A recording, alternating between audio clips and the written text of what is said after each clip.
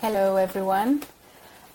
Welcome to the Feminists on the Road to G20 webinar. I know, as the chat box is rightly saying, that some people are having some challenges in getting in. We're trying to solve case by case in case there are people that are having to reset their passwords and that is not working as we thought, as quickly as we thought it would be. So, hello, I wanted to welcome you first. My name is Ana Abelenda. I am based in Uruguay. I work in the Association for Women's Rights in Development. But this webinar is organized by the Feminist Forum Against the G20. That is a process of collective feminist construction in all its diversity. This is a space that was created that really builds from the work of the Feminist Forum Against the World Trade Organization that was held last year in Buenos Aires, and that right now is a growing space for articulation with feminists, women's workers, activists, trade unionists, students, indigenous women, Afro-descendants, peasants, and the queer community, among many, many others. As we give a few minutes for people to settle in, I want to give a little bit of an overview of how this platform works first. We really want to encourage your participation basically through the chat box. I know I am now speaking in English, but know that this webinar has simultaneous interpretation available in French. If you see, let's see, below the slide where it says your language floor, great. You will be able to switch to French interpretation at the time. Otherwise, if you click floor, you will hear all the presentations in English, which is the original language that we'll be speaking. The slides and comments that participants post in the chat box as well can also be translated so that people who speak only French don't also miss some of the conversations happening through chat. If you put your mouse through one of the comments and it says a little translate, this will translate in the desired language. Okay, thank you so much. So throughout the 2 hours of the webinar, as you see, participants will be able to post comments and reactions or questions in the chat channel that's below my camera. You see it says chat general. This is where everyone is seeing your comments and your questions. I also want to apologize for a bit of a sore throat that I was not counting on, but I hope it's still audible and it works fine. Also, another clarification is that you will see only one camera and hear one person speaking at a time. This is actually done on purpose to allow for proper simultaneous interpretation. So please bear with us if there are a slight seconds delay between one speaker and another. And I really encourage all of the speakers that we have today to try and speak really slowly and clearly, because this is being translated live in French. I want to thank our translator on the floor. Her name is Sigrid. So thank you so much, and I hope there are a few francophone participants joining us today. If you're active on social media as well, you can also engage in this conversation using the hashtags that are displayed on the slide that's next to me. So we have no G20 and Foro Feminista contra G20, that we could actually use the English version, Feminist Forum Against the G20, if you like, as well. Sorry, 1 second. Yeah, that's the hashtag in English. Also to say that we will be recording this webinar in both English and French languages, and we will share with you the link to see and share with your colleagues as well. Also, we will produce a very short summary with some of the key highlights from this conversation. And we also hope to really capture some of the intense tweeting that will happen as well through social media. So then to give you a little bit of an introduction of why we decided to do this webinar, as I said, this is organized by the Feminist Forum and the G20. And this is the very first webinar that's conducted in English. We actually did quite a few in Spanish. And this is basically to hear from key feminist activists and movements that are part of the Feminist Forum against the G20, and to hear really what is at stake and what are the challenges for the G20 official summit that will take place at the end of the year in Buenos Aires, Argentina. That will happen from 30 November to the 2nd of December in 2018. Before I move on, I first want to do a little bit of a sound check. I hope everyone can hear me okay. If you can all put in the chat box that everything's clear and you can hear me fine. Okay, thank you so much, because yes, great, excellent. Perfect. So to reflect further then on these issues, let me introduce you to our distinguished panelists for today. We will have Luciana Giotto from Argentina Mejor Sin TLC and the Transnational Institute. She's based in Argentina. She will give us an overview of the G20, its history, its mandate, and its key issues at stake. And really, what can we expect for the G20 meeting that will happen at the end of the year? Thank you, Kumi. Then we will hear from Corina Rodriguez Enriquez from Development Alternatives for Women for a New Era, DAWN, also based in Argentina, specifically around the G20's gender agenda, so to speak. So you will hear from her how the G20 created this called affinity group that's called Women 20, that is quite controversial in terms of their approach to women's economic empowerment and entrepreneurship. So you will hear from Corina a bit of the critiques from many in the feminist movements to this space in particular, and what is at stake in this agenda really vis-a-vis women's rights and struggles.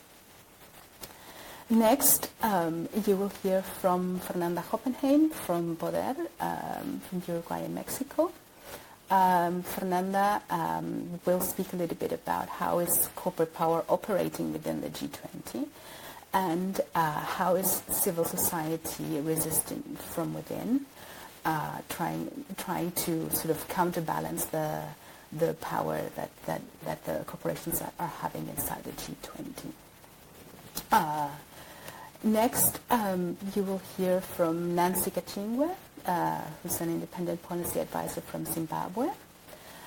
We will hear from Nancy in particular how is the G20 seen at the moment from the African region, what are the status of the debates at the moment, the key challenges, and also how is social movements and civil society mobilizing in the region towards the G20 summit. Okay, so moving on then, let me then pass the floor to our very first speaker, Luciana Giotto from Argentina Mejor Sin TLC, to give us, as I said, an overview of the G20, its history and its role, and what can we really expect for this summit that will happen at the end of the year. Again, please feel free to post your questions and comments through the chat box. I will be reviewing, and at the end of the presentations, I'll read some of the questions out loud, whether it's for a specific speaker or in general, so that we can have a meaningful discussion. So, Luciana, I will pass the floor to you. I hope your camera and your sound works fine. We will confirm that we can hear you and see you through the chat box, okay? You have the floor. Hello everybody, good morning. Well, at least it's morning in Buenos Aires. So yes, I have been asked by my dear friends from Dawn and from the thank you. It's good to know that you can see me and hear me well. I have been asked to maybe give a small introduction on G20, and so to learn a bit more on this forum and why first of all, why do we talk about the G20 as a forum and not as an organization? If we think, for example, of the WTO or the UN, we're talking there about organizations where states are members of the organization, so you can find a secretariat, you can find a place where this director general works, like in Geneva, for example, and you can find, well, members, right? So members that have obligations and have also rights as members of an organization, as the same as that it would work in the national level. When we talk about G20, we're talking about something which is rather different. We're talking about a forum. We're talking about an elastic forum. It's a kind of place where states meet, but they actually don't have obligations or rights. They just meet, as we could think of the Davos Forum, the Economic World Forum that takes place in Davos in Switzerland. Well, that kind of flexibility is what we find with G20. So what we're talking there, this idea of forum, is the idea of that these countries meet and talk about international politics and economics, but without having the obligation to put any of these things forward. The conclusions they arrive, they are not obliged, they are not forced to put them into movement, right? So then you would think, well, then G20 is not that powerful, is not that dangerous, because we are not forced by the G20's decisions. Well, that's not actually accurate, because what we think about G20 is that G20 has become a place, a forum, for the discussion of the outlines for the new politics that actually will take place in the world in the next years. So we can find this forum as a place for these big agreements, these big linings, this big place of some agreements where these countries find the common lines and common goals for reaching some of these, for example, economic growth, or for reaching increase of employment, right? So I don't know if everybody is, well, I hope everything is working fine, because this is saying that's a problem with my video. Just let me know if there is any problem. Then what we can see is that the G20 was created as a forum in 1999. Okay, thank you.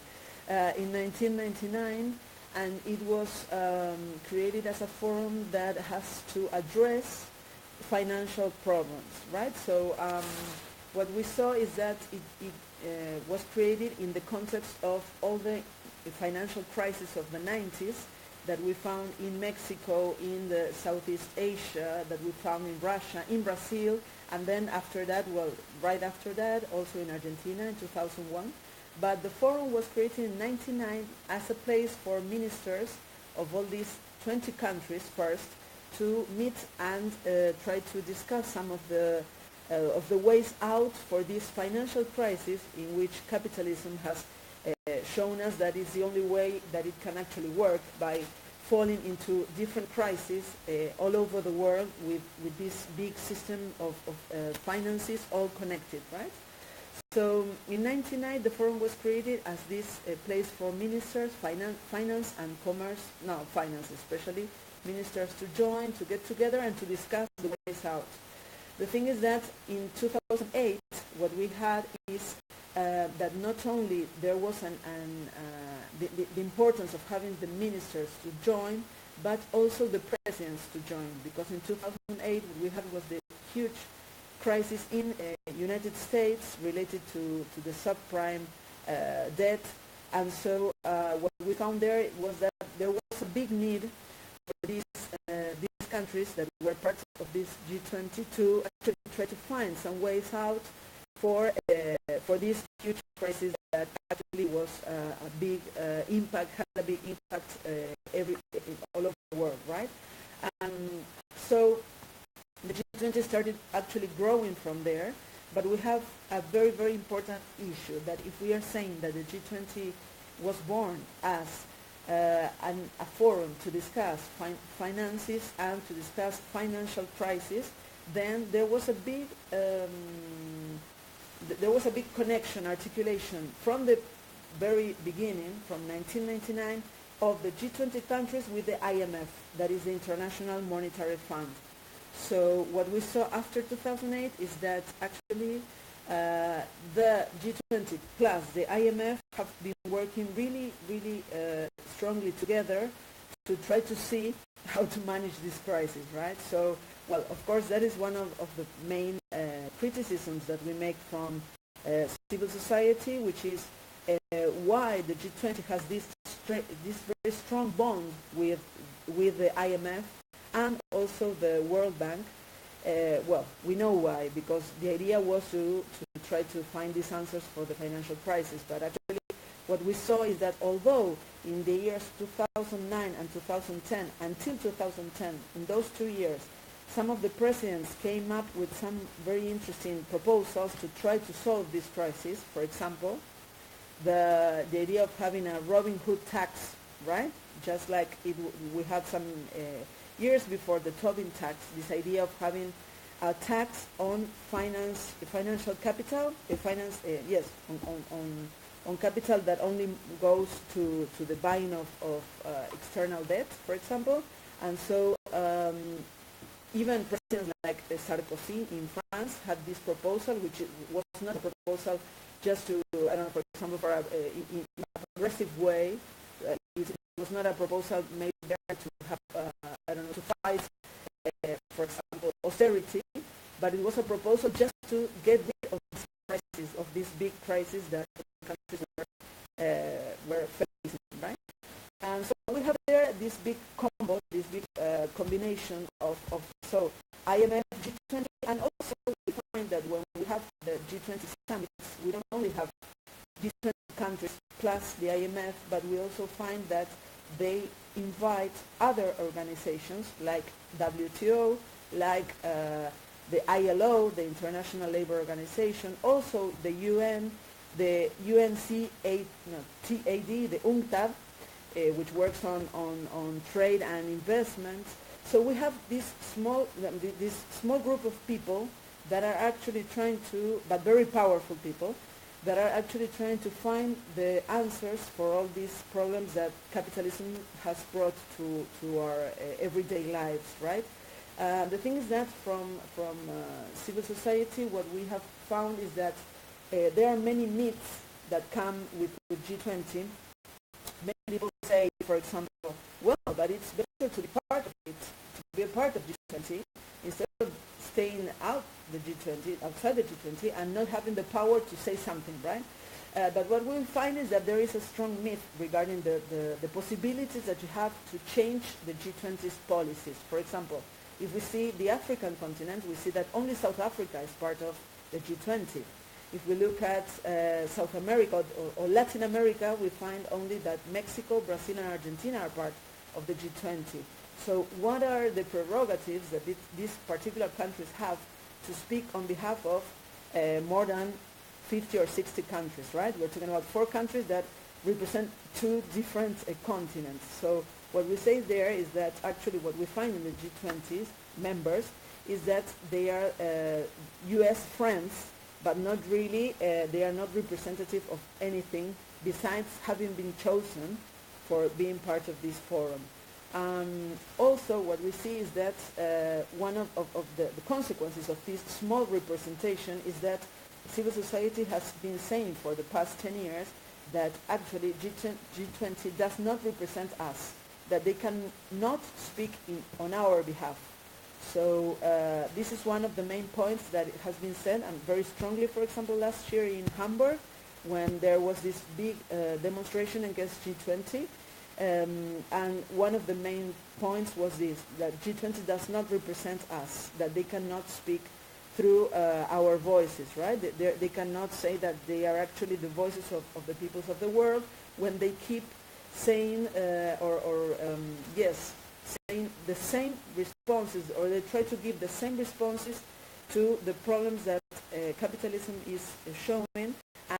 And we've already seen that these responses, these answers, these policies that they are actually giving to us are not an answer to the main problems of capitalism, including climate change, including financial problems, including the possibility to have a job or for example, to have access to food. So now I would like to speak very briefly on what we are planning for this year, so you can know what we are planning in Buenos Aires. In Buenos Aires we have we have made an articulation of movements that is called Asamblea, as the Assembly No to G20, and also a big convergence of movements against G20 and IMF. And what we're planning is to have a week of action against G20, and this week of action would go from Sunday the 25th of November to Saturday, December the 1st, which is actually the last day of the summits, because the President's Summit will take place on Friday, November the 30th, and on Saturday, December the 1st. So we will have all that week as a week of action, where we will have sectorial meetings, so many movements will actually come to Buenos Aires to have their continental meetings, for example, in the Americas. And afterwards, after this, probably on Sunday and Monday and Tuesday of that week, we will have, after that, on Wednesday the 28th and Thursday the 29th, we will have a people summit that will probably take place in the streets. We're still trying to see the logistics of that, but we'll have a people summit to discuss the alternatives to G20 and to show the alternatives that are already going on in the region regarding, for example, the ways of creating a new mode of economy, right? So we will try to show that also. And then on Friday the 30th, we will have this big demonstration that Anna was saying before. What we are trying to do is to make all the different political groups and trade unions and peasants and women and academics, and to be on the streets on that day, because we need a huge demonstration against G20. We have to show there that there is a rejection to the G20's policies, and that we are there, we are organized, and we're saying no, and that they cannot speak on our behalf, right? So, well, I would stop there and see if there are any other questions afterwards regarding the G20 activities. Thank you for your attention. Thank you so much, Luciana. Thank you so much, Luciana, for the great overview, and also for ending in a positive note in terms of this will not go unnoticed. The social movements and civil society across the world are really seeing how is this putting at risk life in itself. And I wanna pass on the mic then to Corina Rodriguez. As I said in the intro, I would like to hear from Corina in particular about the G20's so-called gender agenda, and in particular their affinity group around Women 20. In particular, what are the feminist critiques to it in particular, and where do they build from? So, Corina, you have the floor. Thank you. Good morning. Hope you are everything is well with the sound. You can hear me well. Let me know otherwise. Great. Thank you. So I will comment first on how the Women's 20, the WA 20 works, and then I will focus on the results that the WA20 has had, because the summit of the W20 has just happened last week, and as Anna was saying, I will try to highlight what are the feminists concerned about how this worked and the recommendations that the group provided to the G20. Because the W20 is an engagement group. There are many engagement groups. This is the one specific for women's issues, for gender issues, or as the W20 itself says it is aimed to support the promotion of gender-inclusive economic growth. And I think that this, the way the W20 name itself or name its aim has to do with what Luciana was telling us about what is the aim of the G20 and how the focus is on avoiding financial crisis and promoting economic growth, which is by itself something that from a feminist perspective we can discuss whether this should be the main aim of an economic forum. The W20 as an engagement group was created in 2015 during the Turkish presidency of the G20, and through the different rounds since then different specific topics were included. And the current topics that the W20 is focused on include labor inclusion, digital inclusion, financial inclusion, and the one that was suggested by the Argentinian leadership of the W20 during this year was rural women. So these are the 4 topics that W20 was discussing about. And the work of the W20 was done in 2 layers. There was a national dialogue and there was an international dialogue. In the national dialogue, this space was open to civil society organizations in Argentina as the country who was hosting the summit this year. And in this national dialogue, recommendations were produced for national delegates for them to bring them to the international dialogue, and this happened at the very beginning of the year, and it ended in March. And then we have the layer of the international dialogue, and this included surveys, workshops, discussion forums, webinars, where national delegates from every country in the G20 participated. And this international dialogue had a process. At the beginning, these workshops and surveys and etc. Helped to build the basic status, something like the diagnosis of the situation that was expressed in concept notes and in policy briefs. And then there were thematic roundtables, one for each topic. There was a roundtable for labor inclusion, one for digital inclusion, etc. And this happened in different places in the world. And each of these thematic roundtables produced a communique with the main recommendations. All of these communiques are available in the W20 website, so you can download them.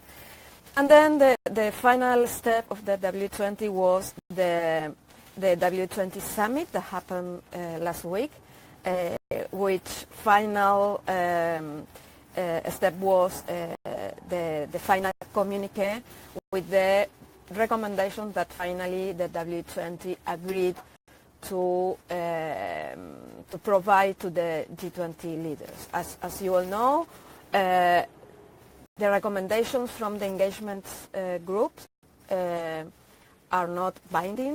The G20 leaders are not obliged to take them into account, but of course we expect that they will pay attention to what all the engagement groups are recommending. One detail, which is probably not a detail, is that all these dialogues were supported by private corporations that were sponsors of the W20. You can also find in the in the website who these sponsors are, but mainly they are big transnational corporations. And coming now to what were the issues discussed and what was the profile of the recommendations, I would first say that the focus of the G20 in general and the W20 as well is very much influenced by the country that holds the presidency. And in this case, Argentina is taking the presidency of the G20. The government of Argentina appointed the person, the woman who led the W20. So it is important to take into account that currently the Argentinian government is a right-wing government, and it has its own perspective on the meaning of women's economic empowerment, the meaning of women's human rights, the meaning of how we can foster women's participation in every dimension of life. And just to give you a feeling, the woman who led the W20 was a former member of the parliament in Argentina who quit the parliament in order to lead the W20. But if she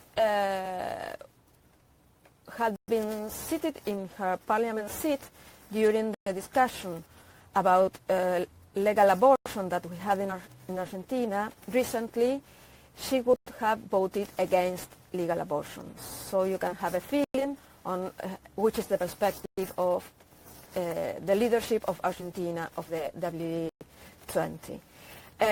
So this view is a very restricted view, and this, of course, I'm saying this from a feminist perspective. This leadership had a very restricted view of women's empowerment, very much focused on the idea of corporate social responsibility, the idea of initiatives for gender equality understood as part of corporate social responsibility rather than a responsibility of the state. The perspective is very much focused on the idea that the possibility of women overcoming their situations are mostly individual. That's why they emphasize the need of financial inclusion, digital inclusion in a very individualistic way.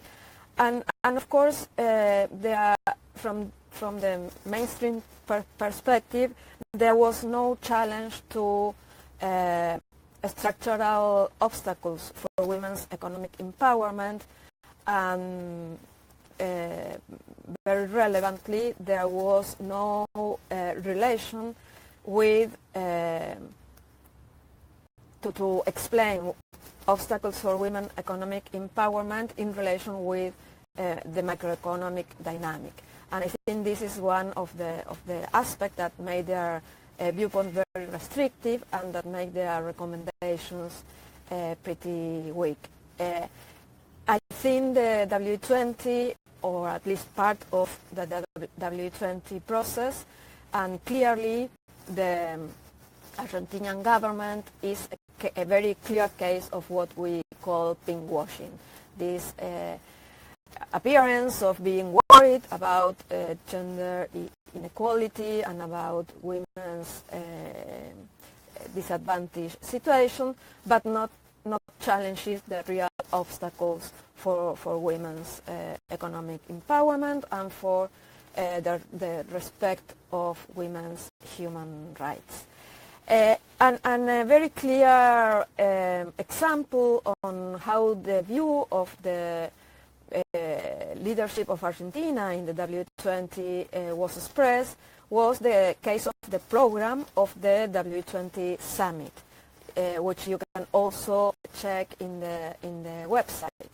The summit consisted in a series of roundtables, and with other women's organizations, make like a quantitative analysis of who were speaking in the in all the roundtables, and we ended up concluding that more than half of the people who were presenters in the roundtables were coming from corporates or from foundations related to these corporations. And in fact, many of the presenters were people from the corporations who were sponsors of the W20. And I will give you two examples. One of the panel was on the invisibility of rural women, and in the panel there was no one rural woman included. But instead there was a woman from Coca-Cola, for example. And another very nice example was the case of the panel on labor inclusion, where the people presenting, one of them was a woman from the Argentina's Chamber of Commerce and Service. So the employer view of labor inclusion was included, and another of the speakers in this panel was a representative of Uber, which is probably from a feminist perspective one of the main examples of precarious work and of the future of work that we don't want to happen. So this was mostly the perspective from the leadership of the W20, but I would like to say, together with this feminist critique, that the final communiqué, which came out from the debate among the delegates from all the G20 countries during the summit that happened in parallel to these panels, had some messages that are part of the feminist agenda. So the final result was, at the end, it was, I would say, weak, but not so bad in terms of some of key messages were included there, and I think this was because among the delegates there were some women from women's organizations and from the feminist movement, and I heard the meeting of the delegates was really tense, and there was a lot of discussion, but finally the communiqué with the recommendations. For example, I would like to highlight the good things of the communiqué. For example, in the recommendations regarding how to increase and improve women's participation in the labor force, they included one recommendation on investing public funds to ensure affordable, quality and professionalized universal care services for people with dependents, including those in the informal sector, which I think it's a very important recommendation and which is aligned with the feminist agenda on care issues. And another recommendations regarding labor inclusion is implementing policies for mandatory paid parental leave schemes by 2025 that include non-transferable entitlements for a second caregiver to promote shared responsibilities of care work and a better work-life balance. I think it is very important that the recommendation on parental leave first is there, and second is there with a perspective of them to be mandatory and not to talk specifically on fathers but on second caregivers, which take into account the diversity of families. And finally, at the end of the communiqué, there is a phrase that says, to ensure sustainable development, it is imperative to adopt a comprehensive human rights perspective on gender equality and to develop evidence-based policies that recognize and address structural differences. And I think this is also important, that human rights perspective is there. So not everything was a loss, but I think the main cautions that we have with what is still happening in the G20 is, of course, how much attention the G20 leaders will pay to these recommendations, and also that we still need to raise our voice to make it clear that the feminist perspective is not that aligned with the perspective of who led the W20 and with many of the messages that were discussed during the W20 summit. And of course, I think we still have to raise our voice to point out that many of the recommendations, as well as many of our demands as feminists, are incompatible with the type of macroeconomic policies that G20 leaders are promoting. And that's why, even when we did some work to advocate and to have these messages in the communiqué, which I think it is very important, I think we still need to be there on the street, on the final summit, to make our messages very clear. Thank you.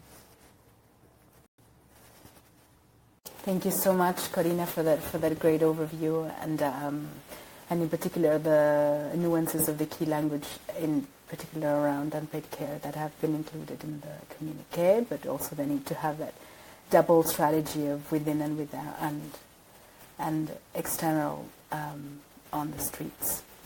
I want to encourage everyone to continue using the chat box that's right below for any questions or comments, that we'll be reading them out loud after we finish all the presentations so that we can have a discussion.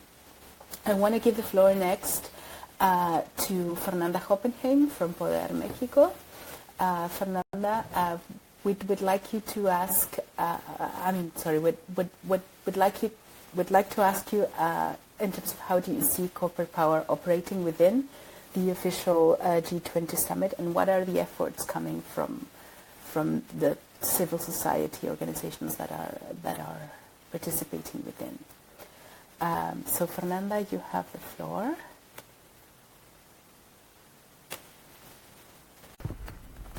Hello. Good morning, everyone. Good afternoon for those across the ocean. Do you hear me properly? All good? Okay, just so thank you for this space. And I'll try to be as brief as possible, because I'd like to also summarize some of the conclusions of another of the engagement groups, that is the C20, where civil society has, let's say, official channels of participation to address concerns, to monitor commitments of the G20, to bring recommendations to the states, and to engage in dialogues with decision makers. So some of the issues I'm gonna comment now on how corporate power is playing out in this spaces. It's also addressed by some of the recommendations of civil society groups participating in those spaces.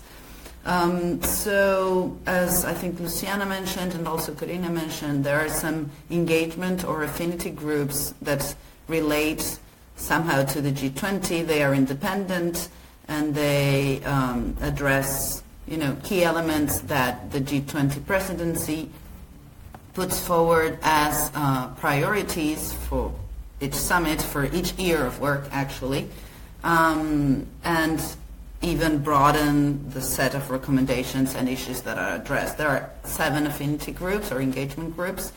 W20 was already mentioned by Corina, and she shared quite a bit of the relevant issues that are being discussed there. There's also the science, think tanks, business, I'm going to stop there in a second, civil society, labor, and youth. So it's 7 engagement groups. And the B20, which is where businesses officially engage in these dialogues, has just finished its summit. Each engagement group has its own summit in preparation to the leaders' summit that it's going to happen at the end of November in Argentina, in Buenos Aires. And it is the largest engagement group. It had 1,800 participants, mostly from corporations or business associations or associations of employers. And they published a communique. I'm going to share a few links in the chat box in a second so you can find them easily, with recommendations that seem to be very progressive, very advanced. It talks about inclusive employability, that it is a priority in the future. But then if you try to unpack the content of that communique, we can see that what businesses are looking for is more dynamic labor markets that have, and I'm going to quote this, simple, transparent, flexible, unpredictable legal employment frameworks. So again, the priority in the spaces, the priority for businesses that engage with G20 states is that they have more flexibility in their employment practices, that they have an even playing field for investments, that they can start participating in what it's called the development agenda. For some of us that are involved in different spaces where development is discussed or where human rights are discussed, we see this tendency that it's highly concerning, where businesses are somehow co-opting or starting to utilize the same language we've been promoting for so many years, and are also starting to participate, investing money and actually having an opinion publicly, not behind the doors as it used to happen or under the table, but explicitly in the development agenda and in financing human rights, in financing infrastructure for development and public services and so on and so forth. So this is a concerning trend, and we see it in the B20 communique as we unpacked the messages. And this was presented to President Macri, the president of Argentina, which is the current president of the G20 group. So that in terms of the V20, its participation and the priorities and the recommendations they are putting forward for the G20 countries. Another interesting piece of information, as you can imagine, we're talking about 20 countries that represent over 80%, let's say, of the international economy in terms of market, in terms of liquidity, in terms of investments. So it is relevant to say that the largest corporations internationally are based, registered, and regulated by these countries. Mostly within the G20, countries from the north, the US, the European Union, Japan, that have the largest corporations, and China.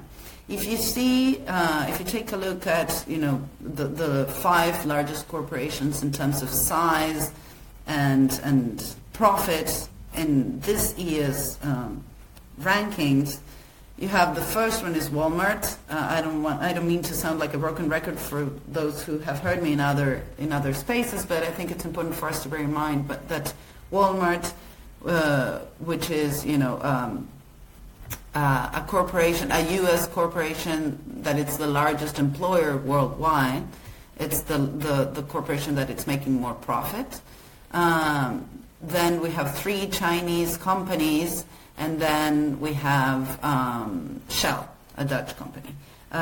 Except for Walmart, all the other 4 of this top 5 are oil and energy generating companies. So that's also important to say. So what concerns me is that the high concentration of wealth and power these corporations have, and I could continue mentioning the other 10 or 20 in the top of the ranking, is not being addressed. It's like this huge, big, white elephant in the room that nobody's looking at. B20 recommendations don't address this kind of things, of course. They try to promote even more flexibility and more facilities and more a more welcoming environment for these corporations to continue to invest and to continue to make profit. And despite the fact that the slogan of G20 this year is people's first, or people at the heart, that everything that these countries are going to be deciding and negotiating will be to put people in the center and to promote development and to build infrastructure for public services. When we look at the corporations that are based in these countries, when we look at the regulations that are supposed to be controlling the way they're functioning, if we look at the protections we have for human rights and how this enters in contradiction to other instruments that promote investment and trade, we realize that the kind of recommendations that are being put forward and the kind of public discourses that are being put forward in the context of the G20 have nothing to do with that. Are actually, I think, trying to clean the face of the actual model of development and capitalist model and model of concentration of wealth that we have presently. So that said, I'd like to take a few more minutes to address some of the recommendations that we have put forward in the C20, which is the engagement group for civil society organizations to come together to work around key issues and to put recommendations to the leaders of the G20. So there are 8 thematic groups within the C20. We met in August in Buenos Aires. We had pre-meetings in April, and then the C20 summit happened in August. And the working groups are focused on anti-corruption, architecture of the international financial system, education, employment and inclusion, environment, climate and energy, gender, investment in infrastructure, local to global, and global health.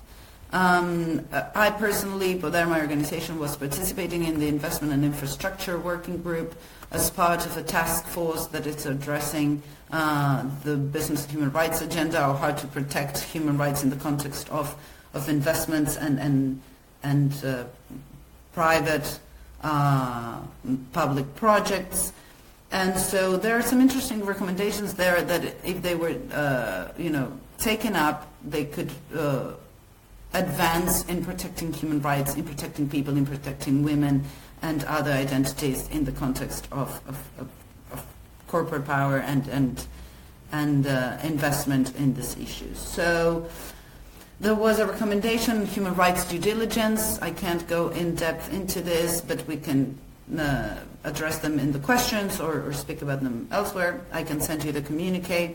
So there was a recommendation, human rights due diligence. Human rights impact assessments should be carried out before any project comes to any territory in our countries. And this is tightly linked to free, prior and informed consent, and how we can have meaningful consultation processes, participation processes that can guarantee self-determination of peoples, where we can decide on how our lands and natural resources are used. There were recommendations around independent monitoring of infrastructure projects, where civil society has a meaningful participation and can have a say on these issues and can indicate and identify irregularities, problems, and things that are not being done properly. There were recommendations around conflict of interest and how we can avoid phenomenon of corporate capture of states, basically, for example, the revolving door phenomenon, where a person has a position in as a public servant and then comes to a corporation and then the other way around. And there's a lot of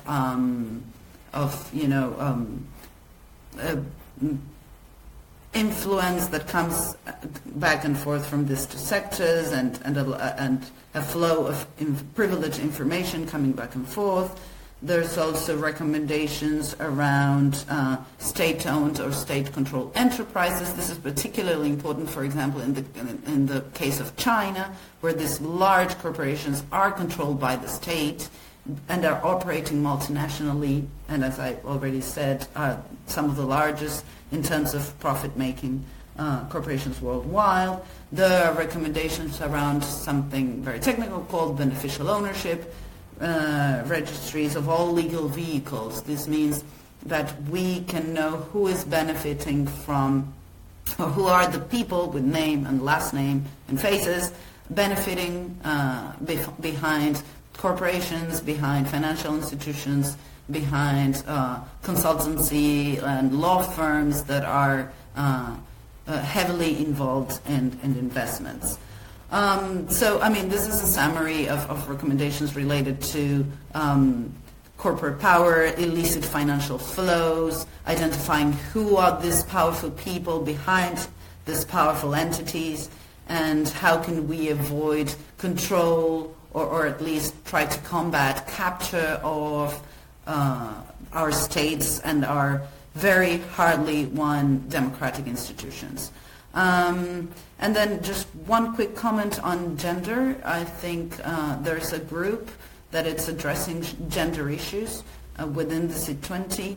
The G20 has said that gender is a transversal issue, that should be cross-cutting in everything they're doing, and they are using this a lot to promote very, let's say, politically correct narrative. But I think for us as feminists, it's very important to be aware of what is being done in those official channels. I think there are some interesting recommendations that came out from the gender working group within the G20. But again, these are just some channels for us as civil society, as activists, as feminists to provide recommendations. But it's definitely not a place where we are comfortable. It's not maybe our comfort zone. It's not the usual spaces where we are activating sometimes. But I think it's important also to bear in mind how we can profit from using those spaces, having access to information, having access to articulating with other actors that have, that are actually promoting the same values that we are in terms of human rights, in terms of gender equality, in terms of diversity and inclusion of all voices and all identities. And I think we should try and think of this dual strategy of having one foot in the spaces providing recommendations and one foot really signaling and raising our voice and saying, the G20 doesn't represent us all, and they are promoting an agenda that it's actually deepening the very problematic development model that we have today. So I guess those are my 2 cents. Thank you very much.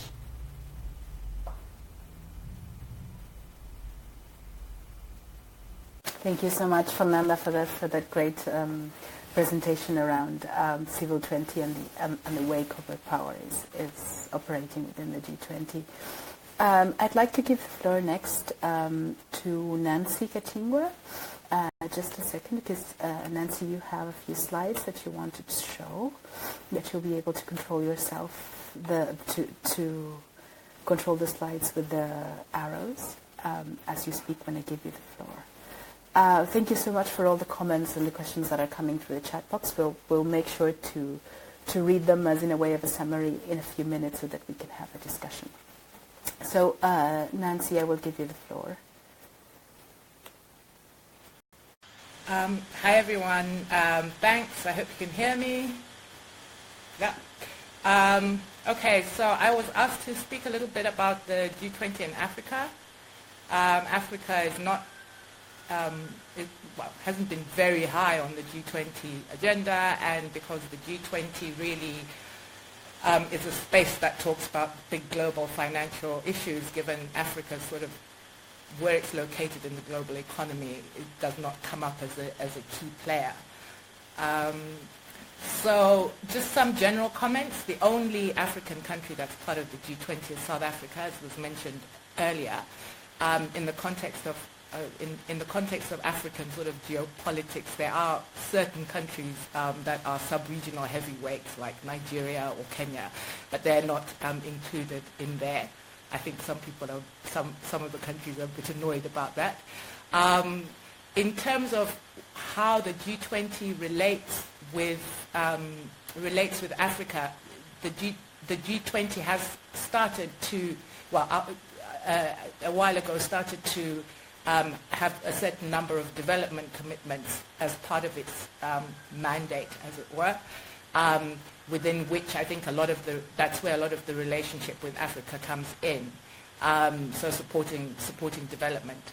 And then within those development commitments, you have this G20 Africa partnership, which I think was the G20 Africa partnership was given quite a big boost during the German presidency of the G20, and has been much more formalized, if one wants, and structured. Within that G20 Africa partnerships, there are a number of thematic areas like food security and infrastructure and energy. But the really big piece in that is what's called the Compact with Africa, which is the sort of like business finance aspect.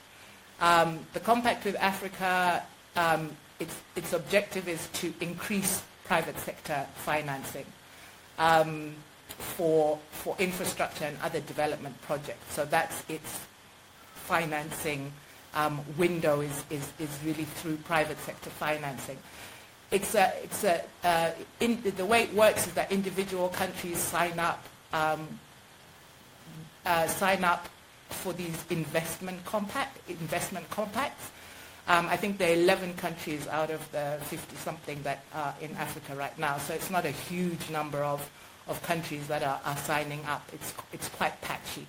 And I think that's the same thing with a lot of the G20 initiatives with Africa, is that they don't really take a large number of countries or a particular region.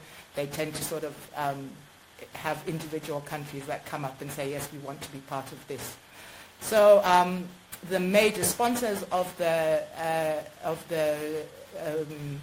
Compact with Africa are the Africa Development Bank, the World Bank, the IMF, and NEPAD, it's got a new name, the Africa Development Agency, but it was called the New Partnership for African Development.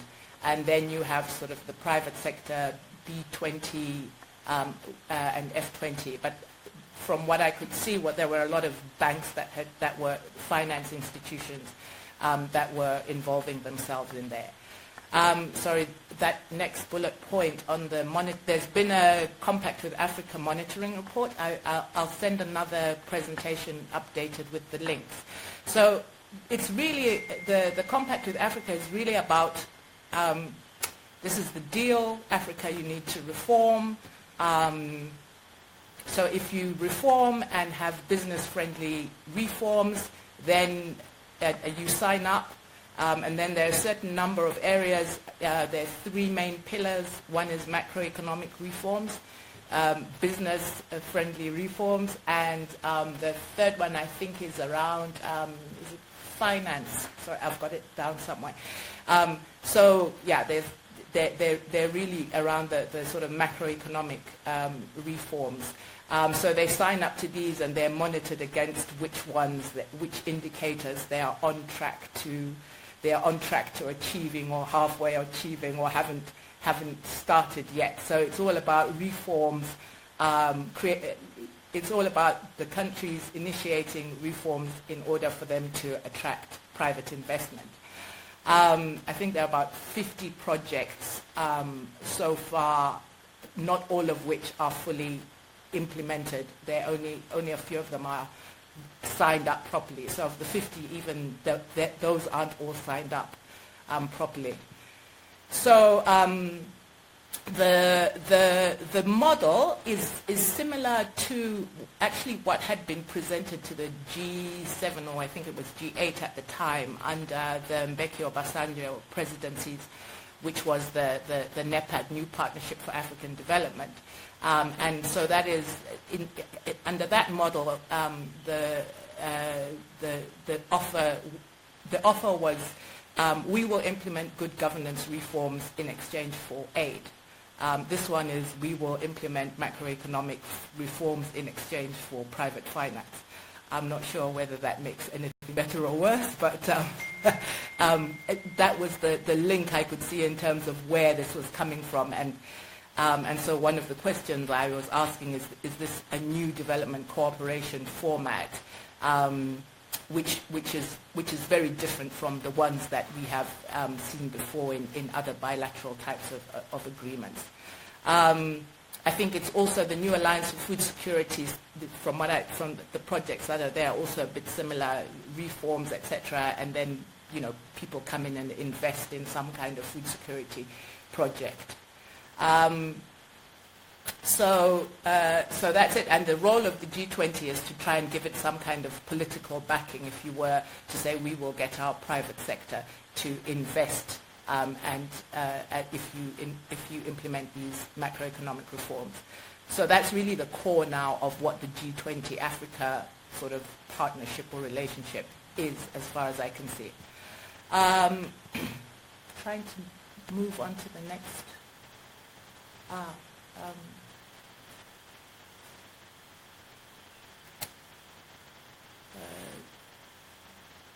So a few issues for consideration. Does the G20 really have a development agenda as such? And actually, should it have one? Because that is not supposed to be its primary mandate. I know amongst us NGOs, some of us had pushed for it to do more on food security and do more on poverty.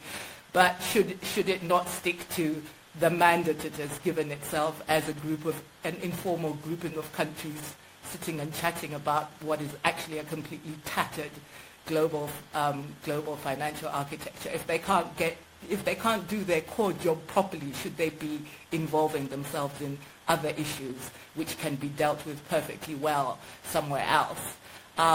In terms of the compact with Africa, what one sees is that it then doesn't become a development program. It's really about locking in reforms and increasing the influence of the IMF and the World Bank and others, and the type of reforms through another window. But I do not see that even at this stage, even though it was vaunted as going to be some kind of Marshall Plan for Africa when this partnership was first floated. One is not seeing that there's any difference in terms of either public or private finance coming into Africa significantly through this. I think from the African perspective, the G20 as a forum does have implications in terms of its influence. If the G20 is going to be substituting decision-making in other multilateral forums where Africa can have more influence just out of the sheer number of countries, what does that mean for us to be able to influence global events, even if our influence is very little anyways? What does it also mean for regional integration when you have a multiplicity of different G20 type of compacts being signed with individual countries? Maybe this is quite idealistic from the sort of Pan-Africanist way of thinking, but we are all into we must do things together as regions or as a continent, and our development and our influence lies in our being able to act collectively. So is this not further fragmentation of this sort of Pan-African unity, which it sometimes completely doesn't exist, sometimes it's romanticized, but sometimes it does kick in. It does kick in to act in different international fora.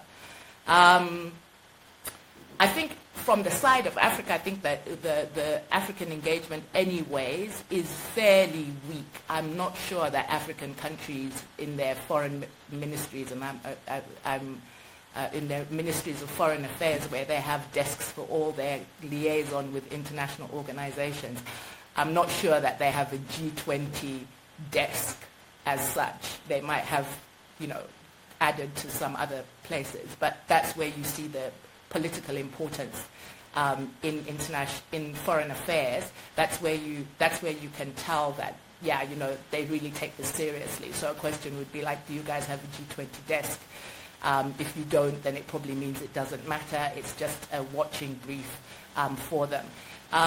So I think but what's important, the issues for Africa which would be important in terms of the G20 would be relating to its core mandate, which is global financial stability, fixing illicit financial flows, tax evasion, and corporate regulation, possibly in certain for certain countries or for certain actors.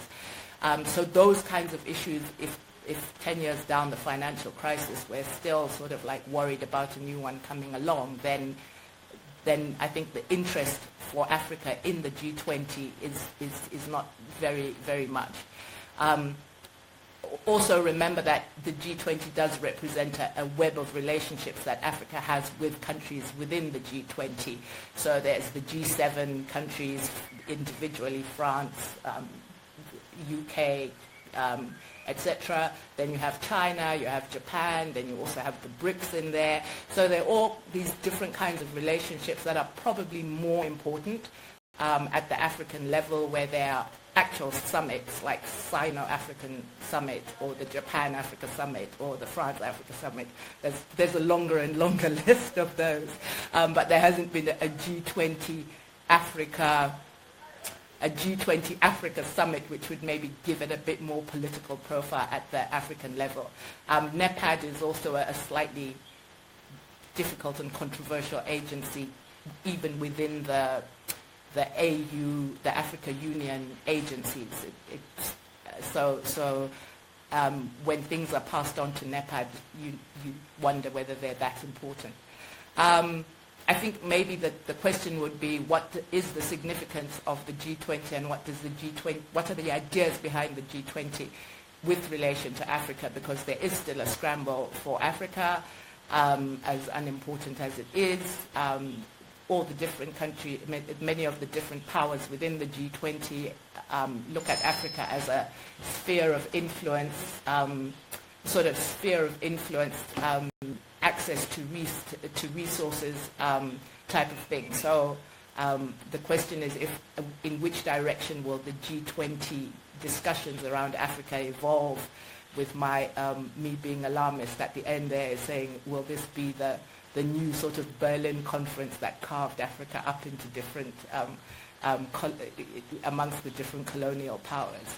The final, sorry, I hope I haven't over.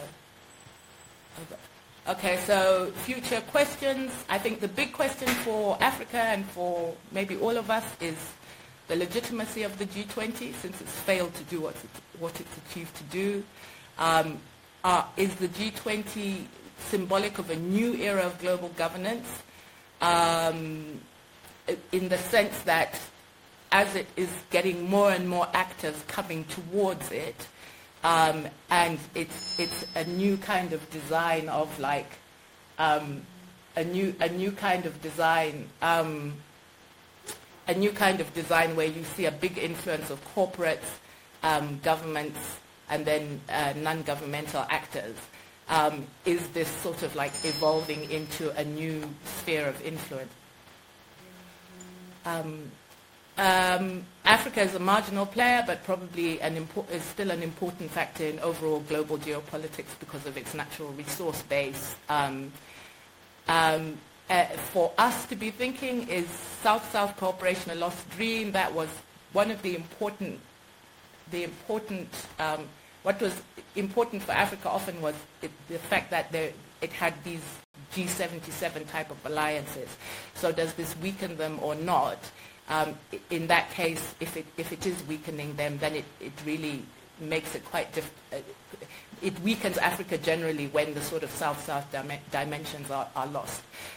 Or are there new configurations emerging, and how progressive may they be? So BRICS has been discussed a lot. Are there other types of South-South forums that are developing where Africa can actually then engage with the powers as well in those?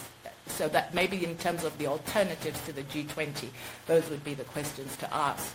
A general issue around both South feminist and African feminist positions on issues of global governance. I think this is what the G20 issues throw up for us: international political economy, a new global order or disorder, as the case may be, and then international relations. So I think there's space for doing quite a lot of joining the dots around these spaces. I know we've said it before, but some collective analysis maybe needs to continue to happen, and I know on the continent that we may be behind other spaces in the South. That's another one. Sorry, these notes were put in quite fast. Goodbye multilateralism. Is that what the G20 means? Hello global feudalism. And then finally, I guess from the African perspective and what we can do, I know there were some civil society organizations from Africa in the C20 that have given developed positions, but not very many.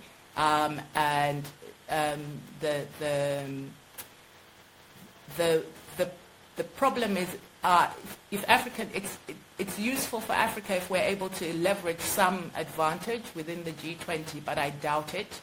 We have, when we're in forums which are global, we do have a bit of leverage from the number and from maybe just our resource position and so forth.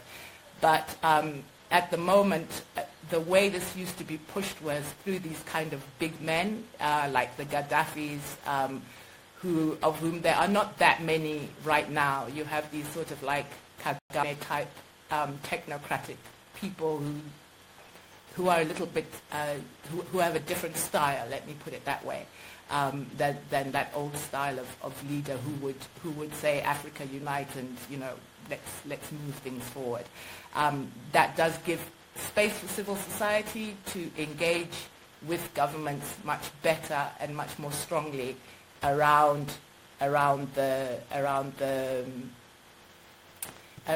these global issues. That's the end of my general comments on, I think, where we stand as Africa vis-a-vis the G20. Thanks.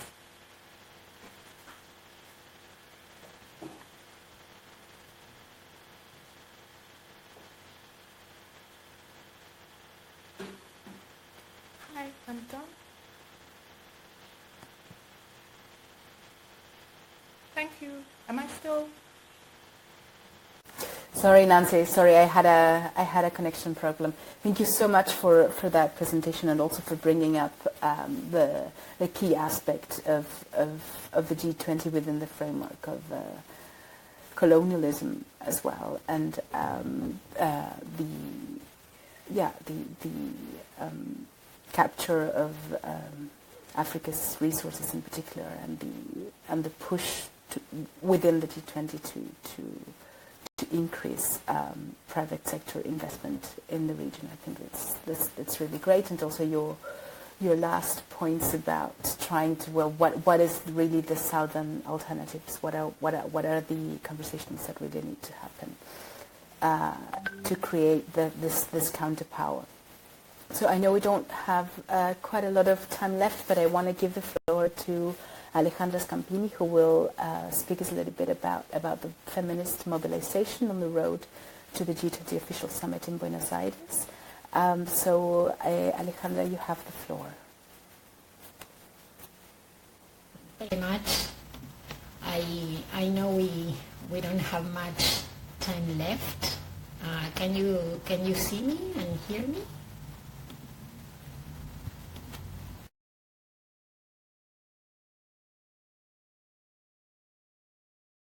have been hearing a lot about different agendas and different actors, and so in order to understand how women are mobilizing towards the G20, I need to go a little back, and the Feminist Forum against G20 actually dated a little while back against WTO in November 2017. In November last year, actually December last year, when we developed the Feminist Forum against WTO, when we created a space to understand how free trade agreements, investment agreements have to do with our lives.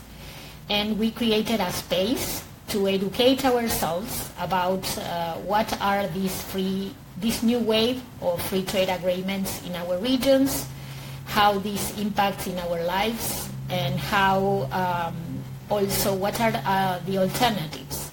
So women gathered within the People's Summit for 2 days to understand and to educate ourselves, and we gather in a space that was very diverse. So we had women coming from different parts of the world. You know, we had rural women, urban women, women from the sexual dissidents, women coming with different languages, women that were active in different trade unions, and it was a very diverse space that gave us evidence that there was a lot of appetite to continue educating ourselves on economic issues, but also that was an indicator that it was a very valid space for us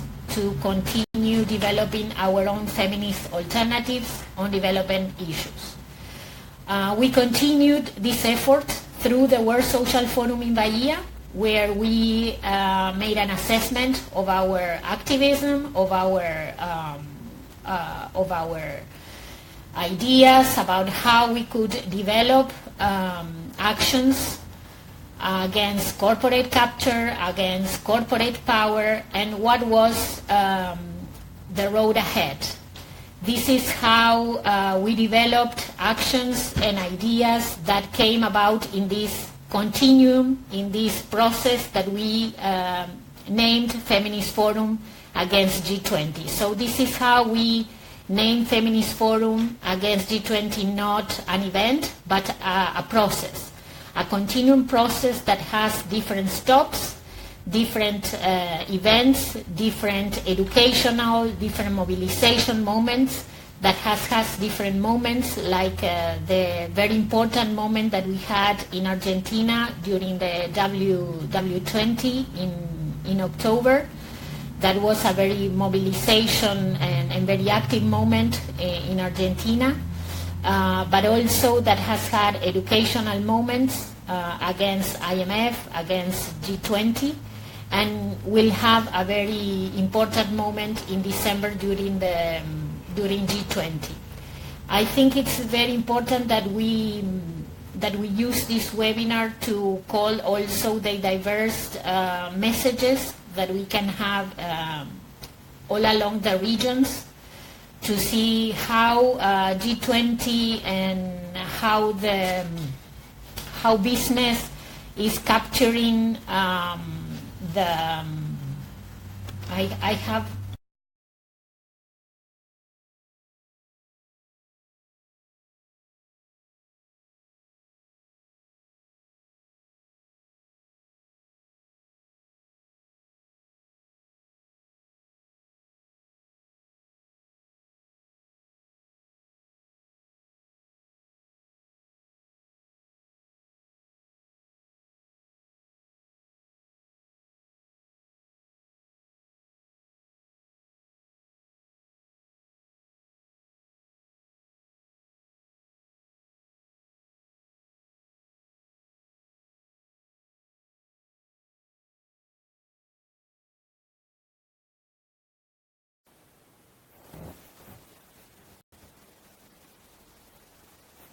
Hello. Okay, I'm back. I'm so sorry for that. I'm sorry we're having these connection problems right to the end.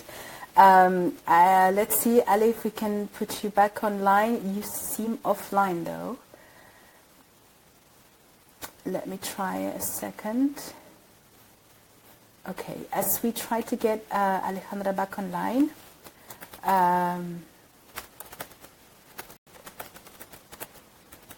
one second.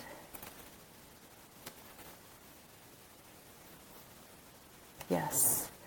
Maybe as we wait for Alejandra to be online, I can already start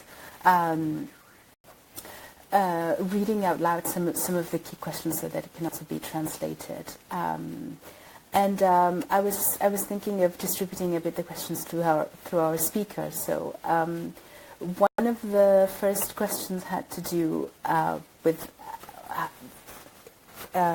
how is this year's activities around the G20 different to the ones that are happening in the past years.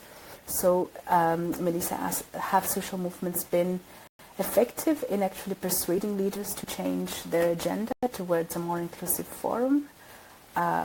This question I think I would pose perhaps to Fernanda or Corina or both, since you've been involved more in the official meetings, either on the Women 20 or on the Civil 20 side. And then a question that was specifically around Fernanda's presentation coming from Kumi. The question was about whether we can take our critiques on corporates and states that are complicit with corporate power and bring it in a way to the G20 space. So Kumi was saying that as long as the G20 exists, I wonder if we can also hold the G20 in particular accountable to what they say at the Treaty Border Reviews and the Universal Periodic Review. So, for example, at the Committee of Economic, Social and Cultural Rights, the review of Argentina that happened recently was taken to task for its huge loan that they took from the IMF and the conditionalities that it agreed to. So we should also take our critique of corporates and states complicity with corporate power. So in a sense, trying to use how certain countries are being questioned within the human rights bodies and try to use that to pressure within the G20, if I understand correctly your question, Kuni. And there was also a question about that I think I will pose to Luciana, which is in particular about the role and function of international organizations like the OECD, IMF, and the World Trade Organization. I know that you mentioned in your presentation that the G20 was sort of born as a forum to really solve the economic crisis, and for that reason it was very tied to IMF and World Bank policies. But what about other organizations like the OECD and the World Trade Organization in particular?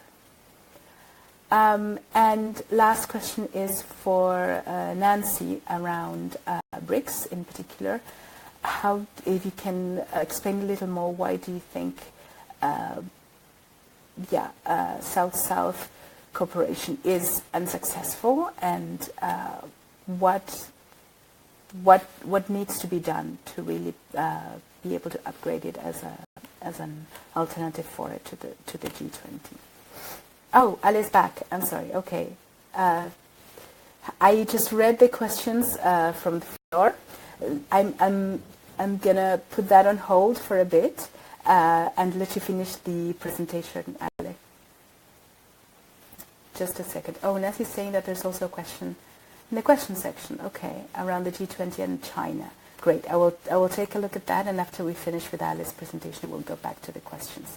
Sorry, Ale, we did that to seize also the minutes that we had left. Back to you, Ale. Sorry. You see me? Can you see me? Okay. So I don't want to take much time. I just want to reiterate that this has been part of a process. The Feminist Forum has been part of a political, educational process and mobilization process of more than a year that started in WTO last year. That has had a very important process of interaction with women from all over the world. In WTO, we understood during the People's Summit that the economic educational moment in which we took a moment to understand the implications of the new wave of investment and trade agreements,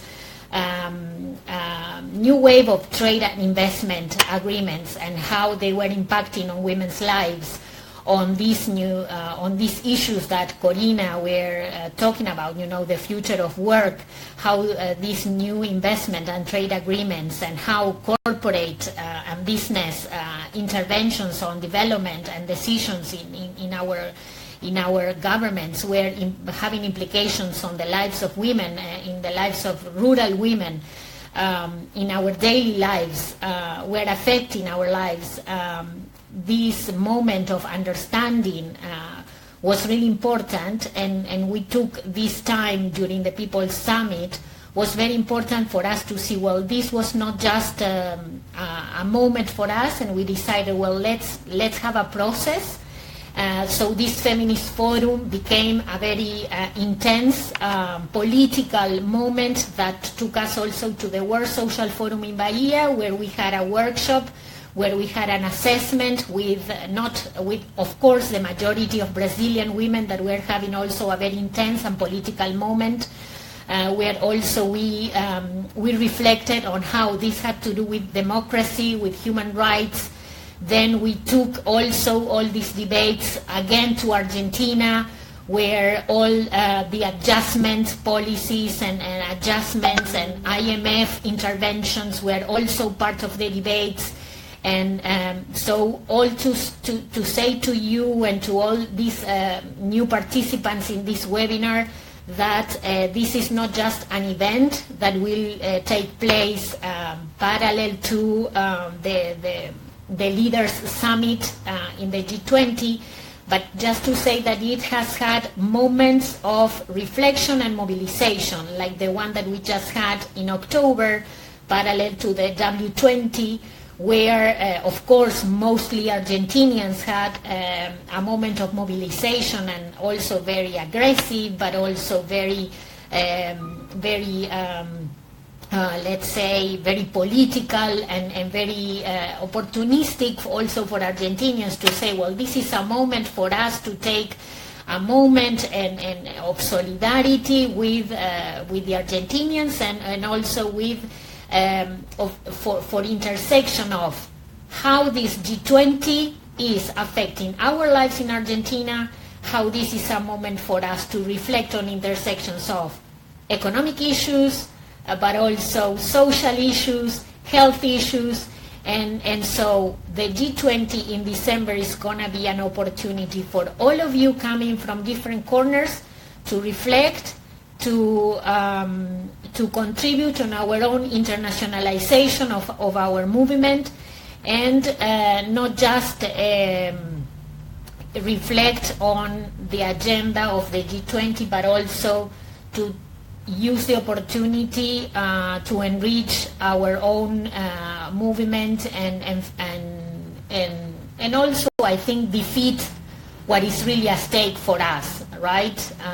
We are taking the G20, I think, as an opportunity to meet as a movement, to take the issues of the G20 as an opportunity to challenge the instrumentalization of the agenda, of how they are instrumentalizing gender, how they are putting gender as in a very tokenistic way.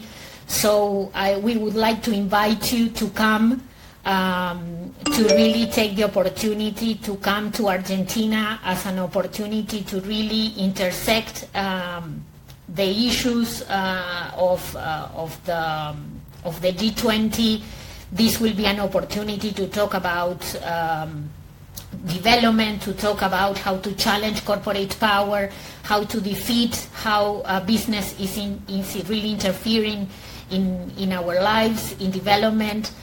This is not just coming to Argentina or coming to Latin America for talking about G20. This is, of course, not an agenda that represents us. It's going to be an opportunity to challenge and resist and recreate it. So the Feminist Forum is for us an opportunity to reinvent it. It's an opportunity to be more autonomous. And so this is an invitation and also an opportunity to see how this issue impacts in your lives. And we have an electronic email, the Feminist Forum, and this is also an opportunity for us to take the polls. How many of you would like to send papers, to send articles, analysis, how you are analyzing corporate power in your region, how have you been involved in Hamburg mobilizations, how have you been involved as Nancy in South Africa or in other parts of the world, how you are analyzing trade agreements, investment agreements, or as Fernanda was talking about, this intrusion of business in development, in infrastructure, how you are maybe taking part in different case studies, in resisted mobilizations. Many of you are maybe taking part in, not inside in the formal spaces, but you are in the mobilization and resistances, so you are most welcome to come. We want to see how many of you would like to be part in debates, so we would like to organize. We would like to see how many of you, if you are coming, how many sessions we would like to organize with translations. Last time we had 2 days of debates, and we had organized with translations. We would like to see how many of you will come, how many sessions we will have in English and French. So this for us is a webinar that is an opportunity to take the pulse of how many of you and what are the issues that we would like to organize and define with you. So welcome to the Feminist Forum, and please write to us. We are really happy to really continue this process of political and educational mobilization with you. Thank you. Thank you so much, Ale. Yes, definitely, and we'll make sure to share with everybody who came to the webinar really all the details. If you want to join the Feminist Forum from afar, if you're planning to come to Buenos Aires, there's definitely a growing group of feminist movements and organizations that are ready to support and resist together. So in the couple of minutes that we have, I know I read a few of the questions already. I wanted to give the floor to some of the speakers to respond to this. There was an additional question that I didn't read from MC that was really interesting around. I'm going to read her question. She says, it's for Fernanda in particular. You mentioned the sticking point between China and the rest of the G20 on state-owned enterprises, with the G20 focusing on anti-corruption and transparency when it comes to state-owned enterprises. But this is also an issue of anti-privatization, anti-austerity. Where could this tension head in the future with the influence of pro-privatization business interests in the G20, and what opportunity could there be for us around this? So an additional question to there. I will then give the floor then in the same order that you spoke. Luciana, perhaps you need a refreshment of the question that was for you. There was around the role of international organizations like the OECD and the WTO. What role do they play in influencing and setting agendas on development policies related to the G20? So I will give the floor to you to respond on this question. Luciana, you have the floor. Hello. As I said before, these organizations have an important role in the creation of policies of G20. I mean, they work throughout all the year when we have a host country assigned, like Argentina this year. They work in the groups that work inside the G20, which are promoted by ministers and also some, for example, stakeholders that actually appear in some of the agendas like labor, gender, or for example, also science. So we have there these organizations like the I was saying the WTO works there also in trade issues, and especially what you were asking the OECD, they don't really have a strong role. Although if you see the policies that the OECD is actually establishing for its members and for the countries that want to become part of the OECD, you'll see that there is a coherence there between the policies that they are actually trying to multiply, right? So you will see that probably you won't find I don't know, for example, some noises between them, but actually there will be a coherence or there will be a convergence between the policies that these ministers in all the G20 groups work and propose and the work, the everyday work of these organizations. So you have there an important role of these organizations being as let's say, as technical support for the G20 discussions. So there you have something really important that you have to see not only the country's positions, but also what these organizations are actually working on inside the G20, on all these small agendas that actually have no press, because you don't have the presidents there. You only have the ministers and technicians, but there maybe that is like the kitchen of the decisions that the G20 takes, because it is there that actually the small decisions and the guidelines are set in those meetings, not especially in the big presidential meeting where you actually have the declaration, where yes, of course, the president declaration gathers all the information of all the working groups that have worked throughout the year, but it's more of a political agreement, let's say.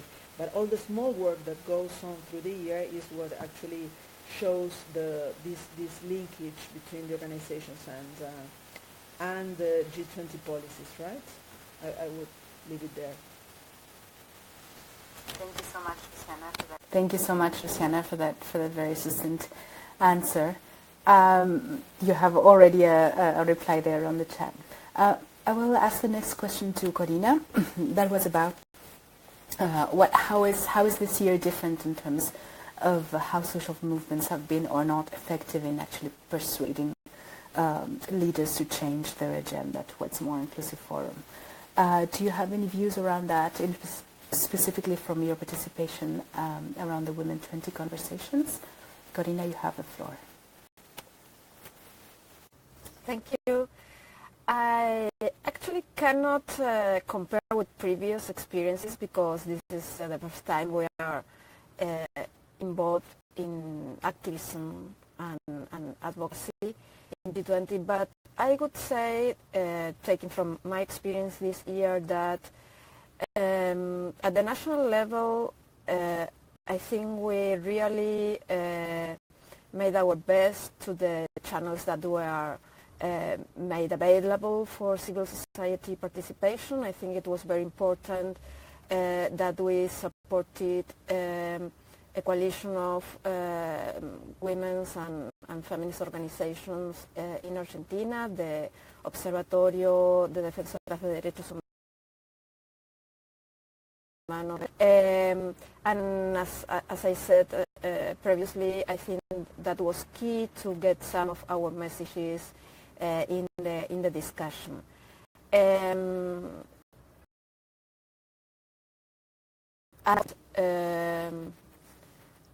Okay, I guess my Wi-Fi connection is not that good now, but are you getting a sense of what I'm saying?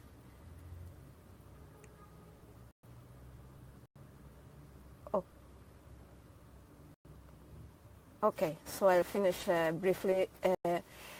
I think, and I will align here with what Ale was saying, besides giving us the chance to bring communiques, I think all this process helped us to bring these economic issues to the feminist agenda. I think during the process, many feminists got involved and learned about what G20 is and why it is important for our resistance to be aware of what they're doing. So I think this is also a plus and part of the process. Okay, so the sound is not good, so I will leave it here and I can add something on the chat.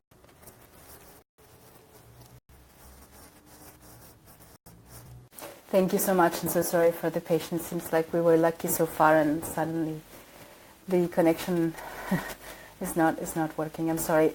If you can type a little answer in the chat box, that would be great, Corina.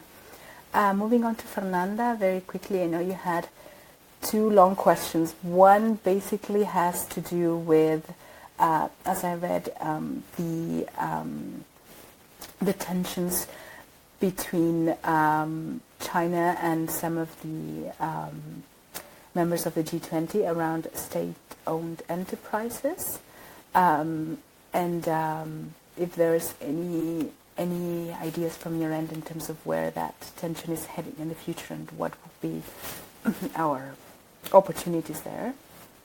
And the other was more of a comment in terms of how can we use the critiques to some of the G20 members that are happening in different human rights reviews, and really use that to hold some of the governments accountable. And the example of the Argentinian government and the recent IMF loan, for example, that was mentioned in the Universal Periodic Review, I think, or in the Committee for Economic and Social Rights, if I'm correct. So, Fernanda, you have the floor on those two comments. Thank you very much. Before the connections fall off, I'll try to be very brief. There's a lot to be said about China and the way the Chinese economy, even though it is still controlled by the state, this large corporations are still under control of the state, they're actually functioning as transnational corporations with some of the same characteristics as the ones that we've known historically. So I think in that tension, I would be cautious about thinking of the Chinese model as a model that has prevented privatization. I don't think, I think that tension prevails between, fully private corporations that are, publicly traded in stock markets, etc., and Chinese corporations that are under state control, but that are not the kind of corporations that are providing public services. I think in terms of the narrative against privatization of public essential services that we should all be, embracing and talking about and discussing and putting on the table, it's not, it doesn't exactly link to the model that China still has. That's my basic point. But I do think that it's important for us as feminists to bring to the table, when we talk about these issues, when we engage in this kind of spaces where economic policies and are being discussed and decisions are being put forward, and these pacts and these agreements, though not necessarily official, are being negotiated in the kitchen, to kind of use the same analogy that Luciana was using. I think talking about privatization of public basic services such as water, sanitation, and education, healthcare, etc., should be at the heart of some of these discussions. I do think that it's time for us to think about this large corporations controlled by China that are operating transnationally as transnational corporations that are actually coming to our territories to invest. And that's kind of the approach we should start to have, or the discussions, the kind of thought we should start to articulate also as feminists working on these issues. And then finally, in terms of bringing these critiques of corporate and states complicity to other spaces, I think I just want to share a brief anecdote. When we were meeting in Buenos Aires in April, Duhovne, the Minister of Finance and Economy in Argentina, said publicly, the G20 is not the space to talk about human rights. The United Nations is that space. G20 will be talking about money, pretty much, about resources, about economic and financial issues. So I think that it is our role. I think it's a great idea for us as civil society activists to make those links, to bring those agendas together, and to use the mechanisms we have, whether it is treaty bodies, whether it is other voluntary or binding principles, conventions that we have, and kind of make those connections so that we can demand accountability to our states. Thank you. Thank you very much. Great questions. Thank you so much, Fernanda. That was super clear. Great. I think my connection is a bit unstable, but I hope you can still hear me. Last question then for Nancy was around the South-South cooperation, and in particular, how do you see why BRICS was unsuccessful, and what can we do to generate a Southern-led alternative project to the G20? How do you see this possibility? Nancy, you have the floor.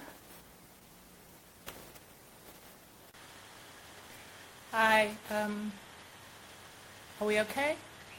I can't hear myself. Can you hear?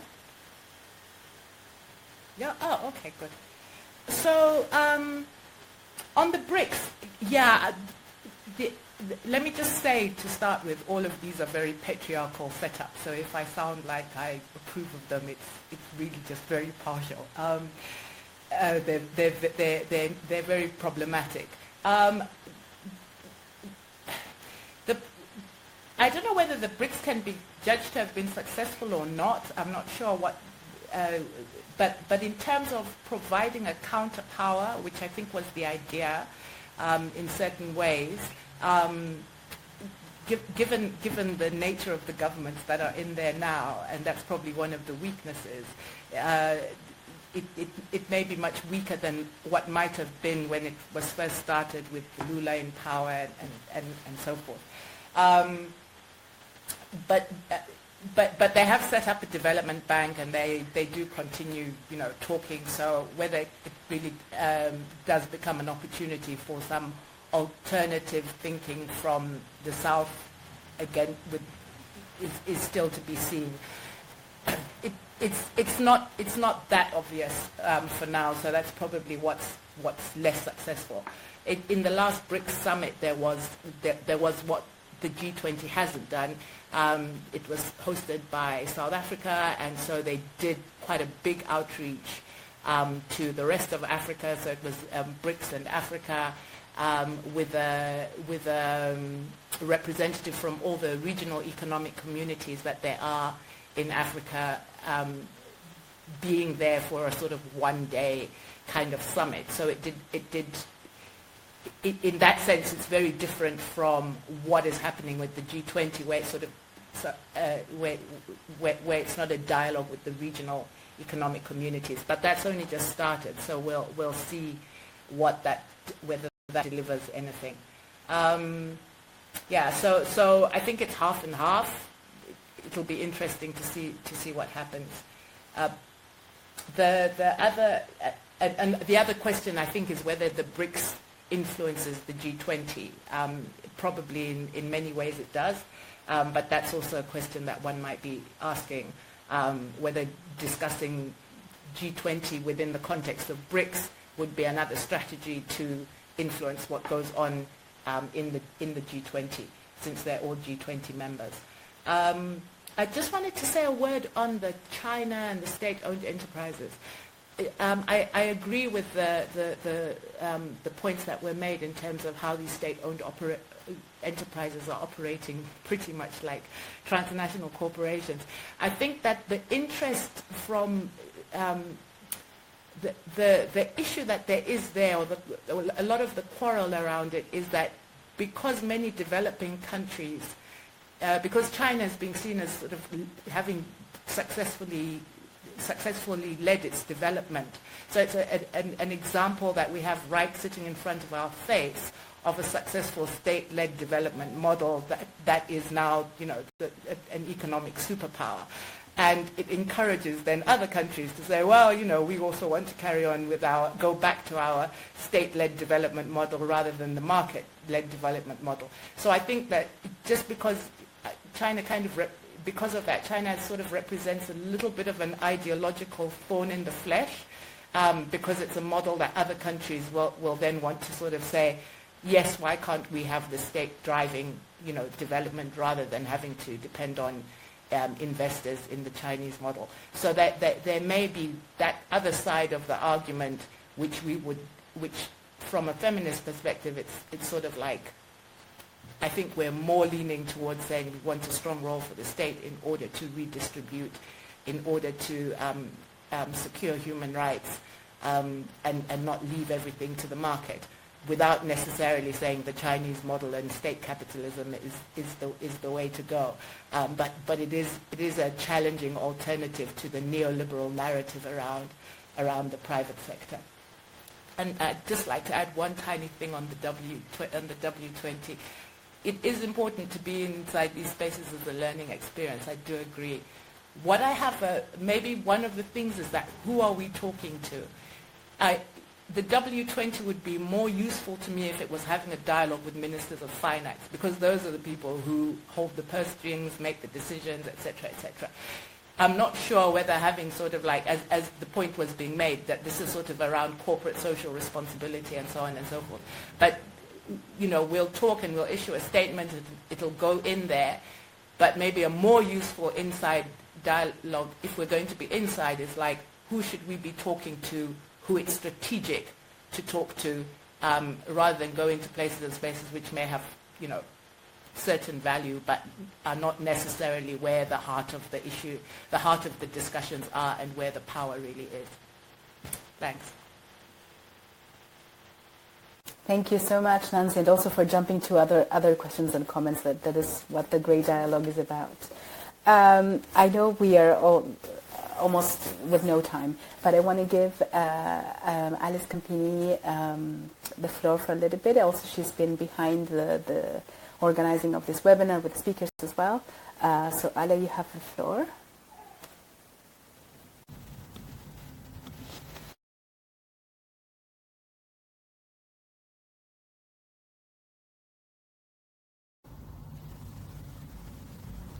Okay. No, I want to take the last minutes to reiterate the invitation to the Feminist Forum. This, as I said, this is the first time that we are addressing English and French speakers. As you see, the challenges are immense. I know that many of you are addressing all these challenges in many fronts. Some of you have been working with us on trade issues, investment. Some of you will be working with us now in Geneva, working on this binding treaty. Some of you are on financing for development. Some of you will be at the World Social Forum working on migration issues. So we are in many fronts, and I think the Feminist Forum is another opportunity to address these many challenges, to address neoliberalism, to address corporate capture. And so just to reiterate the invitation, we want to hear from you. We want to hear if you are coming. We want to hear how many of you are coming, what would be your issues, please tell us. So far, the communication has been from us to you through the email. We want to hear more from you to us. So please, let's try to be more active in this communication. Please write to us, tell us what are your needs, what do you need in order to come, how many of you will be coming, what are your dates. We hope that the march is really big, with the news from Brazil, with the news in Argentina. The situation in the region is really severe, but we know that it's really severe all over the world. Human rights are under attack, democracy is under attack.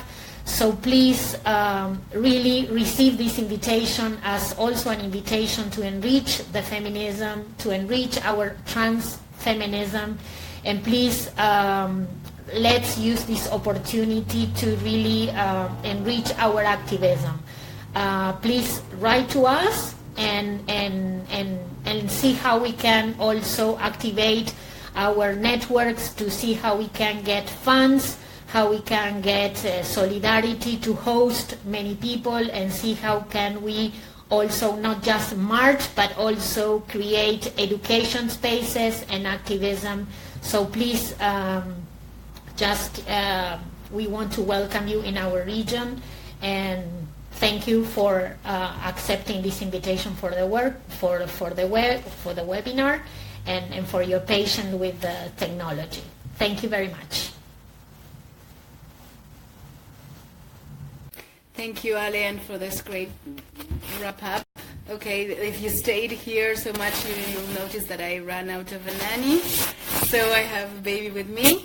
I want to tell you that this webinar, a reminder that this webinar has been recorded in English and French, and that we also have your addresses to really follow up on, yes, if you want to stay connected to the Feminist Forum.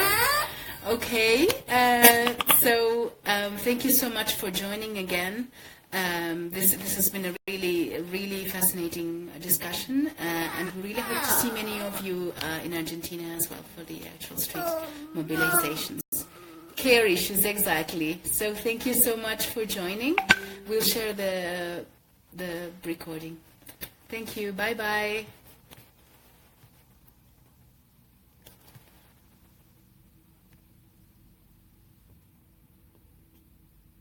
Mama.